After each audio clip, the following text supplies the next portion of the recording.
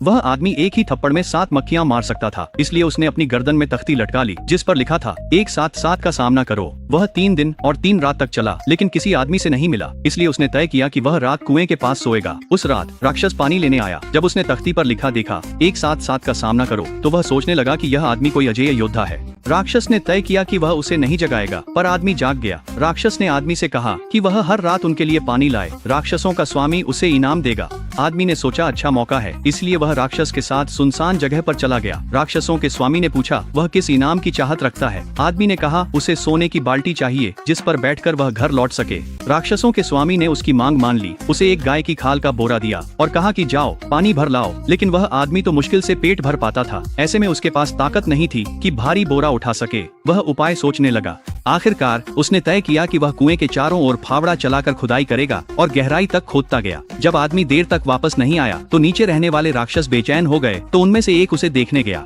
राक्षस ने पूछा वह खुदाई क्यों कर रहा है। आदमी ने जवाब दिया हर दिन पानी लाना झंझट है, मैं पूरा कुआं खोदकर साथ ले जाऊंगा। राक्षस घबरा गया और तुरंत उसे रोक लिया, क्योंकि राक्षसों के स्वामी की पत्नी की नजर कमजोर थी। इसके बाद राक्षस ने आदमी से कहा कि अब वह जंगल जाकर लकड़ी काटे। जब आदमी वहां पहुंचा तो राक्षस पहले से ही उसका इंतजार कर रहा था। यह काम तो आसान है, राक्षस ने कहा। उसने लापरवाही से लकड़ी मोड़ी। आदमी ने उस पर हाथ रखा, तभी पेड़ के तने ने उसे उछालकर दूर फेंक दिया। वह एक खरगोश के बिल में जा गिरा। आदमी उस खरगोश के पीछे भागा, सामने से दौड़ गया, फिर वापस राक्षस के पास आकर बोला मैं जंगल पार कर खरगोश को पकड़ने गया, छूट गया। राक्षस ने सोचा आदमी भरोसेमंद नहीं, इसलिए वह वापस जमीन के नीचे चला गया और दूसरों से कहा भगा दें, लेकिन आदमी इनकार कर दिया। कहा कि उसने अभी तक सबसे ताकतवर राक्षस से मुकाबला नहीं किया है। राक्षस ने उसकी चुनौती स्वीकार कर ली और तय किया कि वे प्रतियोगिता करेंगे कि किसकी कोड़ा ताकतवर है। दर्द से चिल्लाएगा, हार जाएगा। आदमी ने सहमति जताई, लेकिन कहा कि उसे गदा लानी होगी। वे सबसे ऊंची पहाड़ी चोटी पर गए। राक्षस ने आदमी से कहा कि पहले उसे कोड़ा मारे, लेकिन आदमी ने कहा मैं 7 को संभाल सकता हूँ, पहले तुम मारो।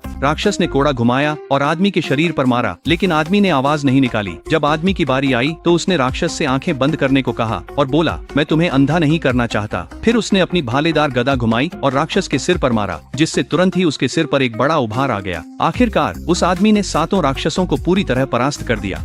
राक्षसों के स्वामी ने अपना वादा निभाया। उसने किसी को सोने से भरी एक बाल्टी लाने को कहा और आदमी को उस पर बैठाकर घर भेज दिया। जब आदमी के बच्चों ने यह देखा, वे चिल्लाए पापा हमें समय से राक्षस का मांस नहीं मिला। राक्षसों ने यह सुना और तुरंत ही आदमी और सोना छोड़कर वापस नर्क की ओर भाग गए। उन्होंने अपने साथियों से कहा उसके बच्चों को राक्षस का मांस खाना है, हमें जल्दी भागना चाहिए।